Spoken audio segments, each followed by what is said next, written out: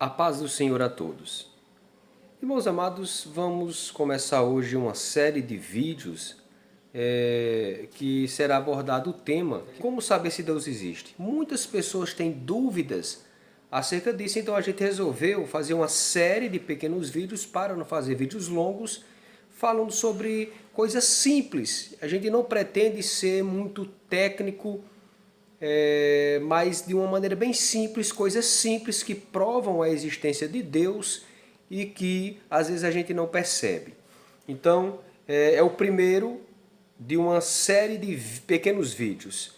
Hoje, queremos falar sobre uma coisa que a gente não pode começar de outra maneira, que é dizendo que a ciência nunca provou a inexistência de Deus.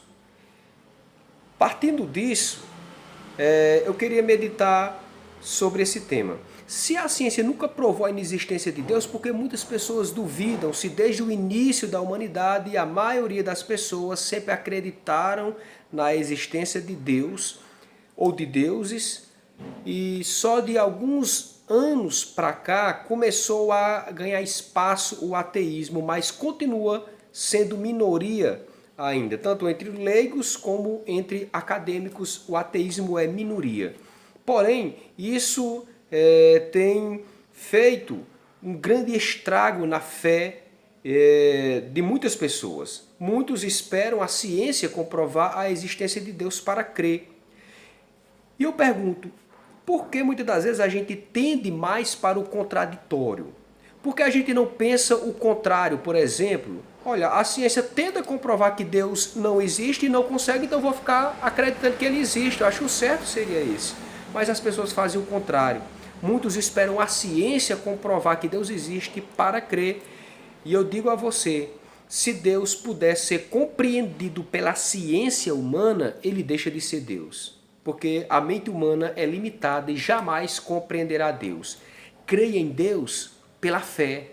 A salvação não é pela comprovação científica. Você já pensou se Moisés, depois que ouviu a voz do Senhor bradando naquele sarçal, se ele fosse fazer estudos científicos para ver como é que uma voz pode sair do meio de uma sarça e um fogo não consumir essa sarça? Você já pensou se ele fosse estudar primeiro para depois dizer não é Deus?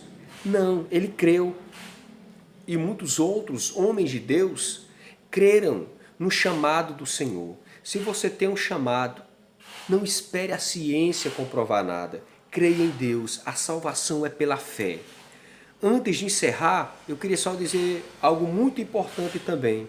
Em toda a história da humanidade, os acadêmicos, os cientistas mais conhecidos, importantes e famosos sempre creram na existência de Deus, como Isaac Newton, como Nikola Tesla, como Albert Einstein, Galileu Galilei e muitos outros. Então, a grande maioria dos cientistas creem em Deus. Creram e hoje também ainda creem em Deus.